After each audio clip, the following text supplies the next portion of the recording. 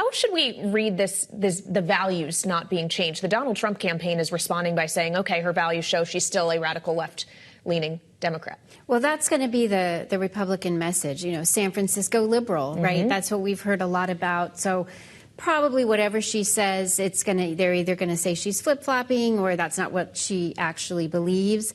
But, this is a significant moment. I mean, she did not go through the typical primary to become the nominee. This has been on a much more expedited course, just talking about several weeks, really. So this is the first time to, have a reporter sit down and question about some of the changes from when she did run in the presidential primary in 2019 and her, other positions that she had as a Senate candidate. And she's mentioning in that clip, being Attorney General of California.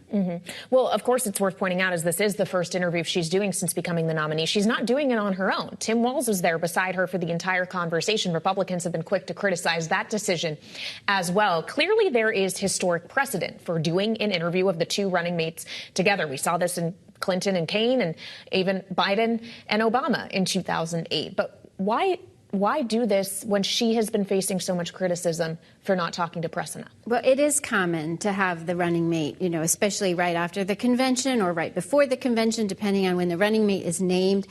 This is unusual just because you didn't have sort of the glare of the media spotlight through a long primary where you had somebody air all of their positions and be questioned, not just by reporters and, the media, if you will, but questioned by their rivals.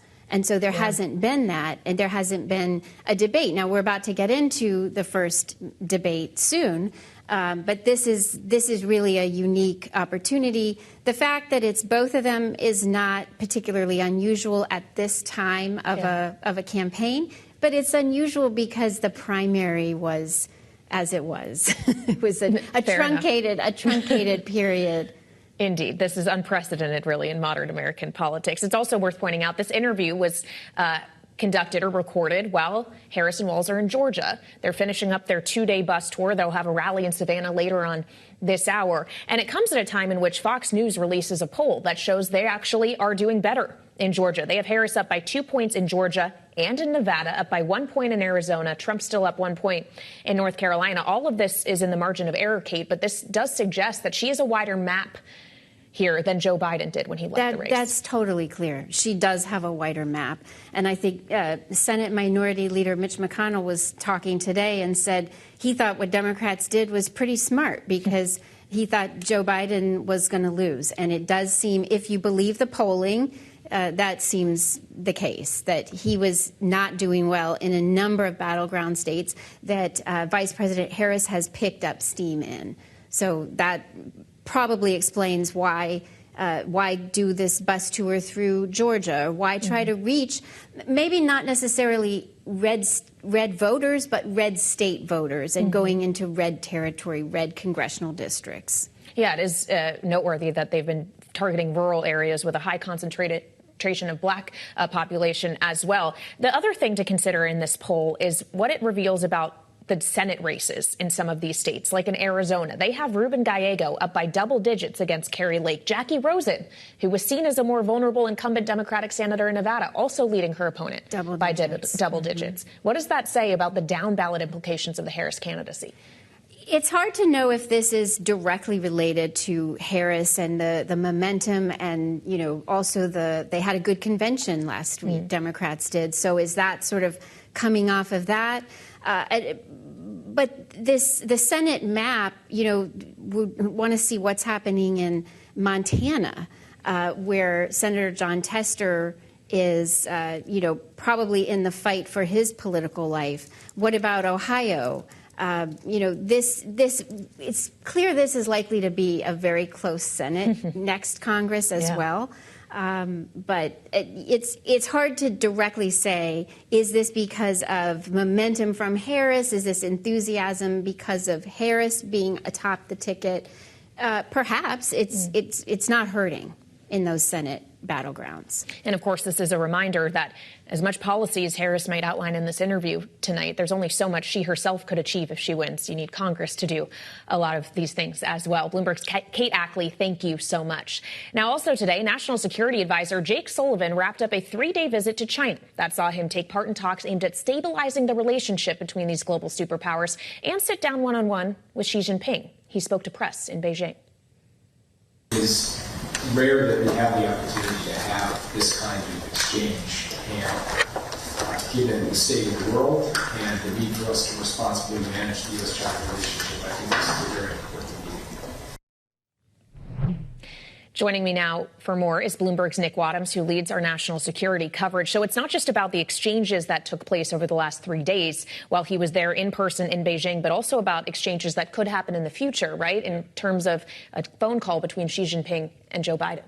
Yeah, I mean, I think what you're trying to see is the Biden administration essentially running through the tape here with China, but also essentially saying, listen, we don't want any surprises. We don't want any funny business. We have an election coming up. China is going to be a somewhat important issue in this campaign, given that Donald Trump has basically made China bashing part of his campaign, accusing Democrats of being weak on China.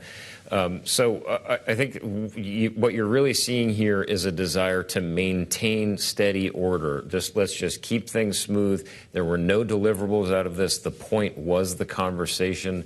As he mentioned, these exchanges are very rare, but, very deliberate fact that he went there. He said the point was the talks. He comes back. Usually he would go and have sort of a laundry list of items that got achieved from this thing. But really at this point, it just seems to be like, hey, let's keep things cool and collected. Well, something else we heard from Jake Sullivan while he was in China was the idea that Kamala Harris has the foreign policy experience, specifically when it comes to this relationship, having interfaced with Chinese leaders.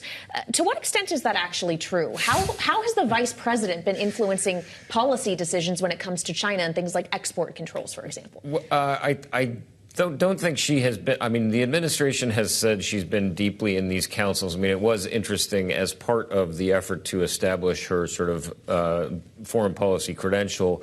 Her national security advisor, Phil Gordon, sent her out a memo at one point saying that she had met with Xi Jinping during a visit to Asia, and this was an important indicator of how the U.S. is trying to shape the U.S.-China relationship. I mean, that was really more of a handshake more than anything else. So it's a bit of a tell there that when the administration cites this very short meeting that Kamala Harris had with Xi Jinping as indication of her foreign policy chops.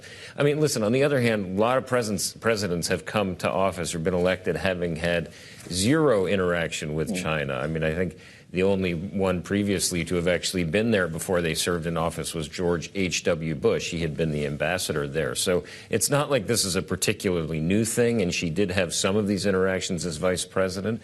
But certainly there is this not quite myth-making, but certainly an effort to sort of say, listen, she was deep in this stuff. But this was policy that was essentially on a railroad track for a long time that she wouldn't have necessarily influenced.